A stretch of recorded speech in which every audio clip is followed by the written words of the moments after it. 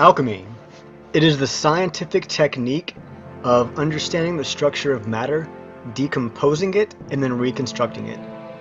If performed skillfully, it's even possible to create gold out of lead. However, as it is a science, there are some natural principles in place.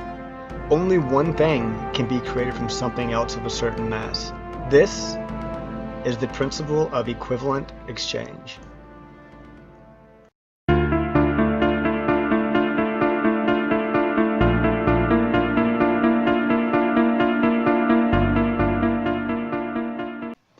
To put it simply, alchemy is the science, the mystical art of manipulating and altering matter at a molecular level through the use of natural energy in an act known as transmutation. Transmutation is a three-part process. The first part being comprehension, which is the understanding of the atomic structure or molecular makeup of the material that the user intends to transmute. Part 2 is the deconstruction of the matter, breaking it down to a state that can be easily reshaped into something new.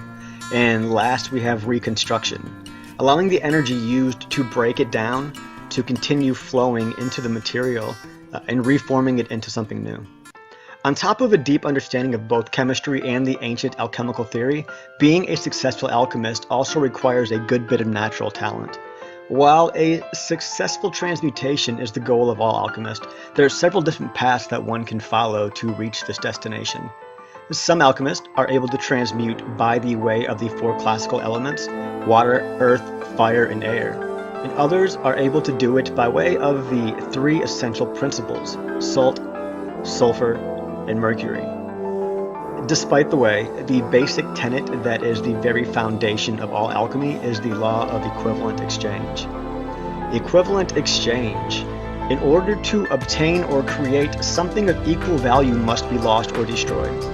To the average person, alchemy does appear to be a form of magic, creating one anything out of any other something. However, it is a science, and like all sciences, it is subject to certain laws and limitations. The concept of equivalent exchange has two laws: the law of conservation of mass and the law of natural providence. The law of conservation of mass basically says that under no circumstances can you create something out of nothing, and it is impossible to destroy something to the point of non-existence. So creating a 1 pound object requires 1 pound of some other material. And during a transmutation, when you break something down, you're not destroying it, you are simply breaking it down and altering at a molecular level. And despite what form they may currently be in, the molecules that make up the material have always, do, and will always exist in one form or another. The law of natural providence dictates what materials can and cannot be transmuted into. You cannot create whatever you want from whatever you want. For example, Roy Mustang has special gloves. When he snaps his finger, it produces a spark. At the same time, he's able to manipulate the oxygen density around his target, causing an explosion. Now, it would be impossible for him to snap his fingers and use that spark to create water and just splash his target. So what happens when somebody attempts to go around the laws of equivalent exchange? A rebound happens. When you try to get around equivalent exchange, the forces on both sides of the equation become unbalanced, and in an attempt to rebalance themselves, they violently fluctuate, and it is not uncommon for these fluctuations to kill the alchemist that caused them. Or it could even cause you to lose your arm and your leg, and cause your brother to lose his body, forcing you to bind his soul to a suit of armor, eventually getting your own TV show. Or anime. So we know what alchemy is, we know the rules. But how do you perform a transmutation? First, you start with your transmutation circle. These can be drawn or etched in the area that the transmutation is going to take place. The circle consists of two separate parts. The first part being the circle itself around the edges.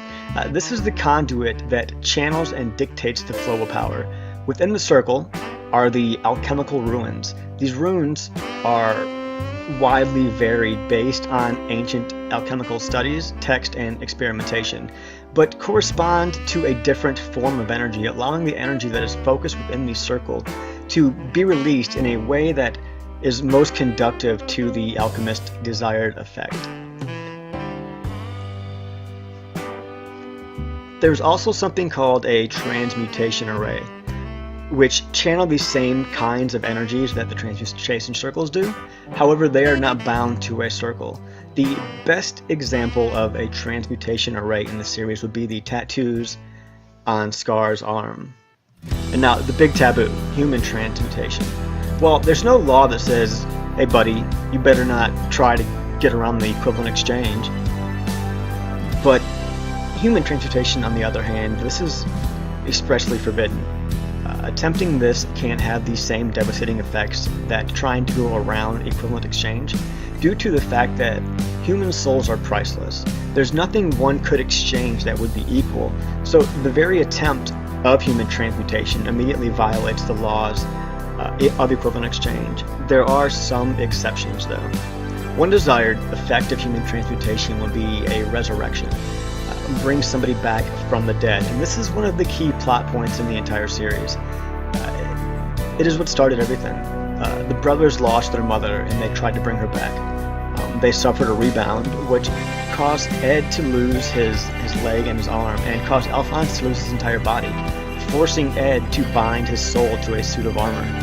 The series is more or less just the tale of the brothers' attempt to find the Philosopher's Stone, an artifact so powerful that it would allow them to cheat the system and perform a human transmutation in order to get Alphonse's body back.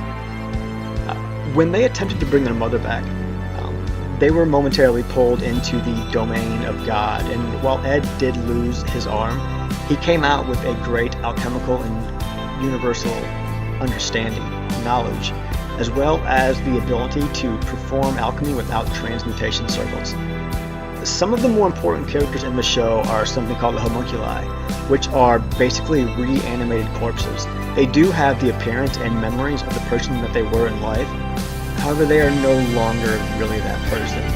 It is possible to go a step further and recall the person's soul. However, this can only be done through the use of a Philosopher's Stone or by killing another person.